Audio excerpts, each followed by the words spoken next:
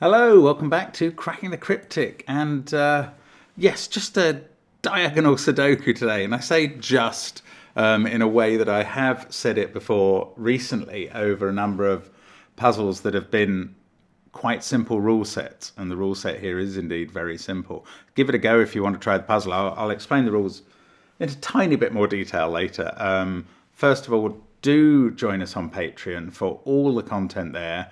Brilliant Sudoku hunts. We've released 2 this month. A very long story one by Demono and a much short kids Sudoku hunt by the PBN Institute. Thank you so much to those authors for creating those. It is much appreciated. And there's always loads of other content on Patreon. My crossword solve will finally be going up this week at some point. And there's always other things going on there as well. So do check it out. Also, the Discord server, the merchandise, Sven Sudoku Pad, and all of our apps. Now, there isn't a specific diagonal Sudoku app, but the diagonal constraint does appear in some puzzles on some of the apps. And all of those puzzles are hand-designed like this one. We do urge you, stay away from the computer apps. They're fine in their way, but there's always much more satisfaction in solving a hand-designed puzzle and kind of following the trail of breadcrumbs laid. And let's hope that's the case today. This is a debut from, well, I'm going to say Håkan Holgersen. I would say Holgersen if I was trying my Danish accent, but I imagine Håkan is Norwegian and has sent this diagonal Sudoku in with a very interesting teaser paragraph. Now, where is that? I've got it written down somewhere, and it says square sum. Well, there was something about square sum in the middle box, but that's nothing to take notice of. I don't know what that means. Now, this Sudoku is not logically solvable on the computer solvers I've tested it on. SudokuWiki.org and decode.fr. I don't... Oh, is Sudoku Wiki, is that Andrew Stewart's solver? Which is what I would turn to solve a diagonal Sudoku if I wanted a machine to solve it for me. But I don't. I want to have a go myself. But, you know, Håkan is saying that we can do this despite the fact the computer can't. So this might be 1 up to the brains and 1 down to the IT. But we'll... And you will tell me that only because they haven't been programmed with whatever technique we need to solve it. And that may well be the case. But anyway, it provides an interesting little intro, I think. And I don't know how Håkan will have designed it to achieve that goal. Anyway, we'll see. Do try it on the link under the video. The rules are very simple. Normal Sudoku rules apply. That means 1 to 9 has to go in every row, every column, and every 3x3 box. And digits can't repeat on a marked diagonal. And since the 2 long diagonals are 9 cells long, that means 1 to 9 will appear in each of those as well. So simple enough as an idea. No idea how it is as a solve, but you can check the video length if you want a clue. I'm going to start now. Let's get cracking. And I am actually terrified. When I see a puzzle that says the computer can't do it, I imagine immediately that Simon would have seen a way that the computer can't, and I never know if I'm likely to. So I go into this with some trepidation. But 7s, look, they're looking at this box. 7 must be in one of those cells. Now, the thing I should have done first, and a technique I will tell you about for diagonal Sudoku, is to look at the diagonals. And if you can identify digits that are not on them in a couple of boxes, remember these diagonals only pass through 3 boxes each. So the number to look at in this puzzle, well, it's on this diagonal, and the number to look at is 8. 8 cannot be on the diagonal in box 3 or box 7. Oh, bother. Therefore, 8 must be in one of the cells in box 5. And now we know 7's on this diagonal. And there might well be a symmetry thing going on. Look, 9 is very similarly not able to be in those cells in box 7. So 9's on the diagonal. Yes, okay. What I'm now noticing, we've got one of these girth symmetrical placement setups. Right, I'm going to explain a little bit about that and then try and not use the technique that evolves. Girth, spelt G-U-R-T-H, and I don't know who that was, came up with this theory of symmetrical placement. And basically what it states is that if certain conditions are fulfilled in terms of the symmetrical placement of given digits, and it applies to classic Sudoku, then you can use a uniqueness theorem to continue the puzzle. So what I'm seeing in this puzzle, look at the three, well, imagine this cell in row 1, column 5. If you rotated the puzzle through 180 degrees, imagine it turning half round, that cell would become here. And that cell is filled with a given digit too. And the same applies to every cell in this puzzle, I believe it does. Now, not only that, but those rotated cells are always filled with a pair of equivalent digits. And that does seem to be the case. If I suddenly find a counterexample, that will absolutely spoil this little explanation, but I don't think I will. So 3 is opposite 4 here. And then in this position, 4 is opposite 3. And in this position, 3 is opposite 4. And don't think this is accidental. This is deliberate. 9 is opposite 7 there, and 7 is opposite 9 there. 2 is opposite 5. They're the only appearances they make. 6 is opposite 1. And 8 is opposite itself. I think in a girth symmetrical placement puzzle you can have either 1 or 3 digits that are opposite themselves. And I might be wrong about that. But anyway, when this condition is fulfilled in a classic Sudoku, then you can use this assumption that this will apply throughout the whole puzzle. And the reason is because if it didn't, if there was suddenly a cell after this in which 2 appeared but was not opposite 5, then the puzzle would have to have at least 2 possible solutions. And given the assumption that there is only 1 possible solution, you could discount that. And it's a bit weird, and I'm not sure if I'm competent to explain why that is the case. But once you only start with these exact opposites, then one possible way of finishing the puzzle must be to maintain those exact opposites. And if there was another way that involved those exact opposites not being maintained, that would be a second way. And since the puzzle can't have 2 solutions, you can rely on this symmetry being maintained. However, it is all postulated on the idea that there must only be 1 solution. And rather than assume that, although it will always be true of the puzzles we post on the channel, rather than assume that, part of what we're doing is solving them and proving there is only 1 solution. And therefore, I will not be using that very interesting technique, but I'm sure you can read up about it as well. And it may get explained more articulately than I've managed. So anyway, I'm going to ignore all of that and just try and solve this as a diagonal Sudoku. And I'm aware that I might be handicapping myself slightly. Anyway, I've noticed there are a lot of 4s in this grid, 3 provided, and 3s. So let's just think about 4s and maybe where they can go on the diagonal. So on this diagonal, 4s are ruled out of a lot of cells. So there are 3 cells. No, that one as well. That's in a box with a 4, sorry. So there's only 2 cells on that diagonal that can have a 4. On the other diagonal, I'll just check this before I do 3s, not there. I'm leaving the cells that a 4 could go in. Oh, yeah, there are 3 cells on that one.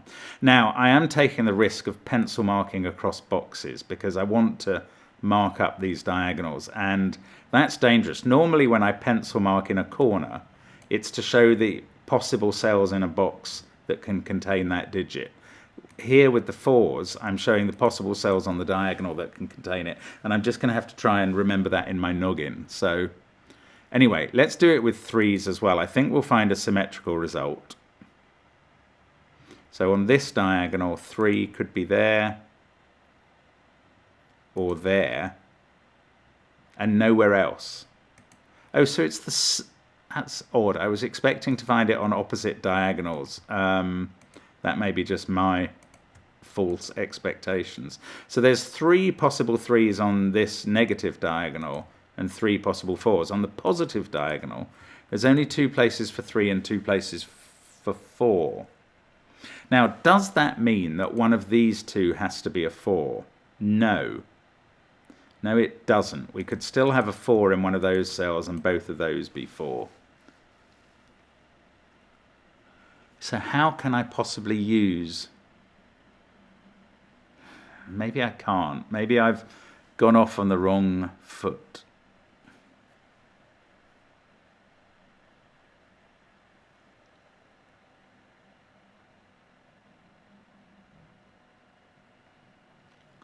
Right, let's think about these places for 4s. If that was a 4, then this could be, but it wouldn't actually have to be. 4 doesn't have to be on a diagonal in box 5. If that was a 4, right, then this can't be a 4. Right, if that's a 4, the 4 on the positive diagonal is there.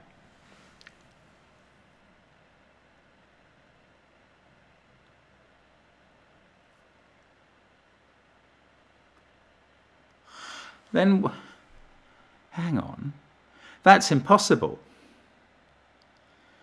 Right, let's just visualize those 2 as 4s. And where are you going to put a 4 in box 2? I think all of these cells are ruled out by these 4 4s. They are. All of that section is ruled out by the placed 4s if those were both 4s. And that proves this isn't a 4 in this box. Right, good. Now that doesn't prove this is a 4. Or does it?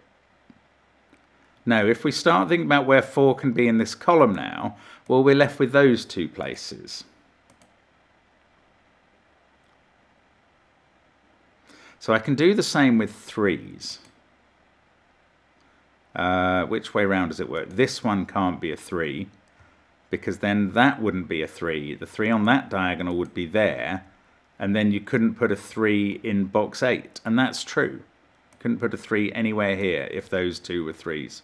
So that's not a 3. And that is just everything we do in this puzzle, we can make it symmetrical.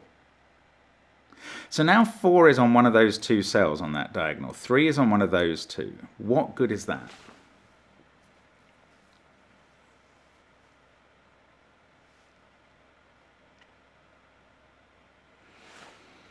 I don't know.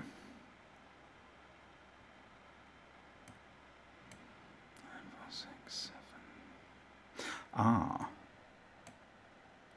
Right. Oh, I get it. I think...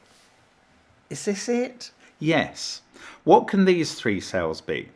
They see 7 and 5 in their row, 1, 4, 8 in their box. Right. They can be 2, 3, 6 or 9. Now, can they be 2, 3, 6 or 9? And specifically, can they be 3? And this is lovely. This is absolutely gorgeous. If one of those was a 3, and it would have to be in one of those cells, then this couldn't be 3, and this couldn't be 3, because whichever one of these is a 3 sees them. And if those 2 can't be 3s, the 3 on this diagonal is there, and the 3 on this diagonal is there, and you've got clashing 3s in box 5. I see. So the way to see these 2 is that because they're in one of only 2 positions on each diagonal, at least one of them must be a 3. And that means that this group of cells, well, and indeed this group of cells, cannot contain a 3. Because they're all seen by those 2. So there's no 3 here. And now This is a 2, 6, 9 group. Then we have to place 3, 5 and 7 in this group in box 3. The 3 is there. The 5 is here because that sees 3 and 7, and that's a 7. And we're absolutely away to the races now. Well, maybe not, but we can do that this other side as well with 4s, can't we? So actually that became a bit of a red herring. Well, no, it didn't. I mean, on the diagonals, 4s are in one position on the left and one position on the right. Since they can't both be there, one of these is definitely a 4. And now that can't be a 4. And now one way of looking at this is, where can 4 be on this column? And it has to be here. And that's giving us effectively the same result as up there. So 4 goes there, 9 goes here. Oh, maybe that isn't a full shortcut. Oh, it is, yes. 2 must go there, and now this is a 175 triple. That can't be 7. Isn't that lovely?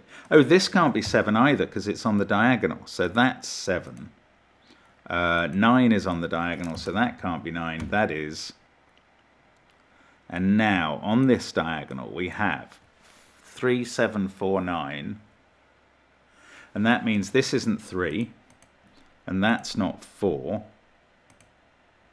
And that doesn't necessarily mean this is 4 and that's 3.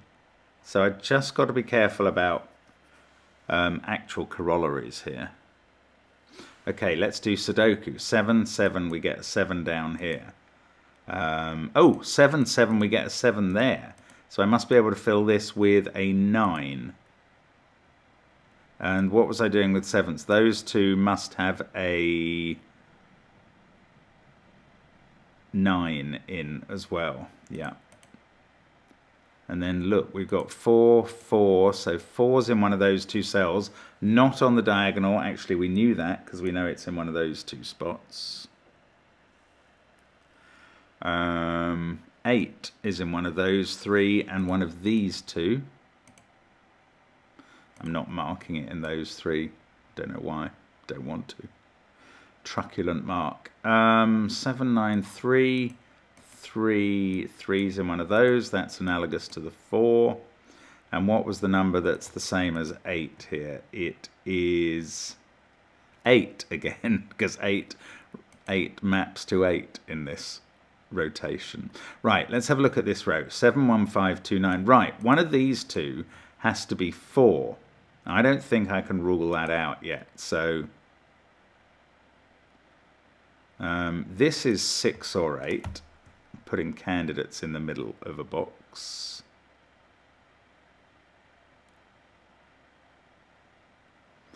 That's not doing a lot. 9, 5, 6, 2, 7. 4, 1, 3, 8. So 3's in one of those two. It's analogous to the 4. What's this then? 1 or 7, 5, 2, 6, 9, 3, 4. That's 1 or 8. Now, given the girth thing, I suspect this is a 1 and a 6, but we don't have that information. We're not using it. 2, 6, 9, 7, 4. Oh, look, this is a naked single. 4, 7, 9, 6, 2 in the column, 1, 3, 8 in the row. We get a 5 there. So this must be 2. It is. It's a 2. That fixes the diagonal. So did the 5. I didn't notice it. This is now a 3, 8 pair.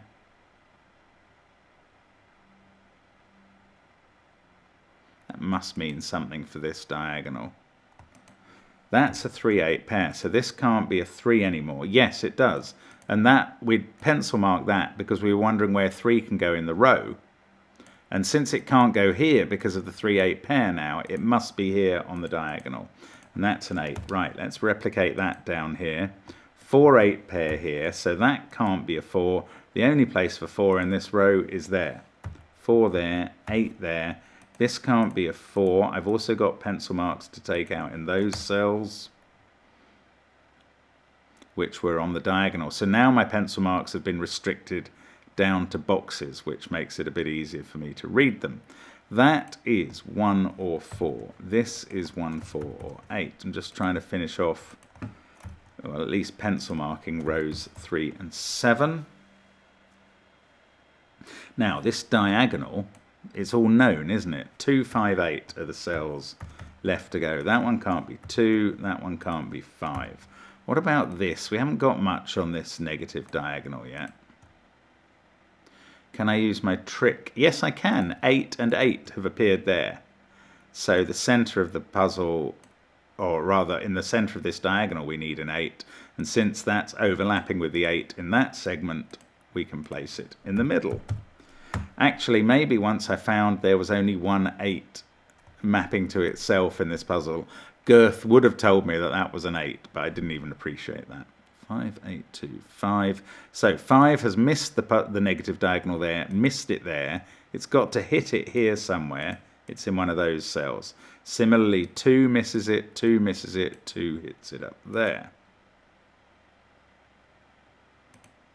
Now, anything else?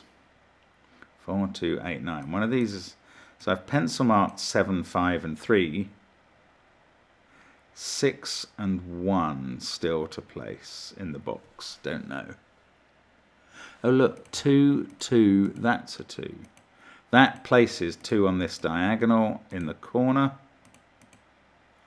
5, 5, that's a 5. I'm doing the symmetry thing again.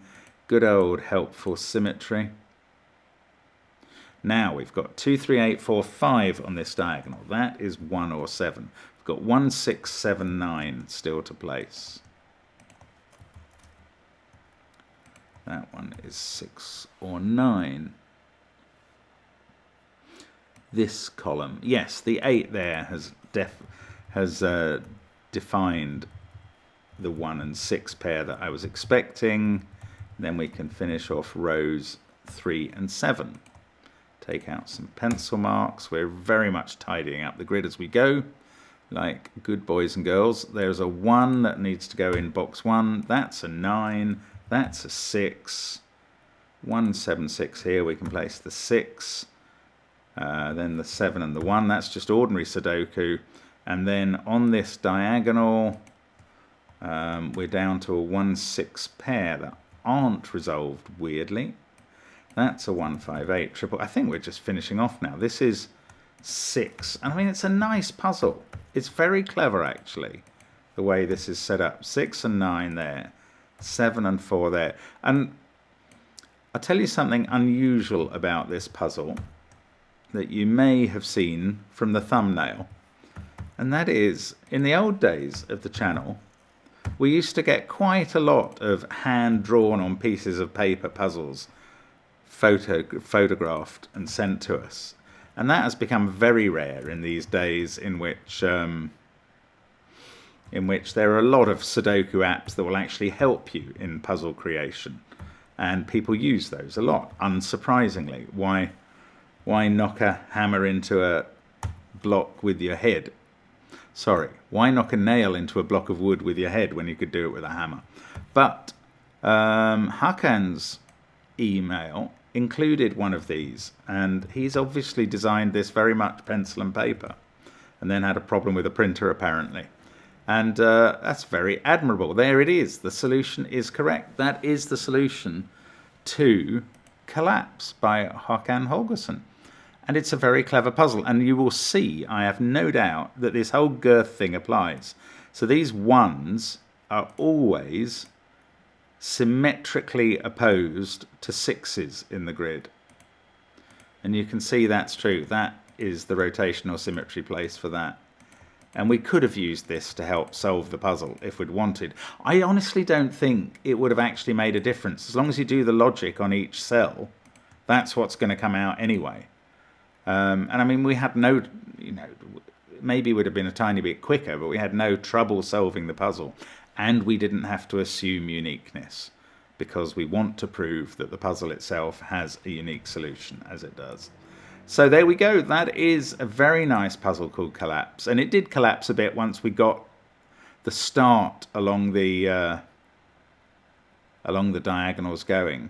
I'll be very interested to hear how you got on with it. I mean, I think this could hold you up a lot if you're not really familiar with, I guess, I don't want to call them techniques, but principles behind diagonal Sudoku.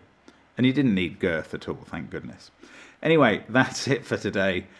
Thank you for watching us, as always, and we really hope to see you again tomorrow. Bye for now.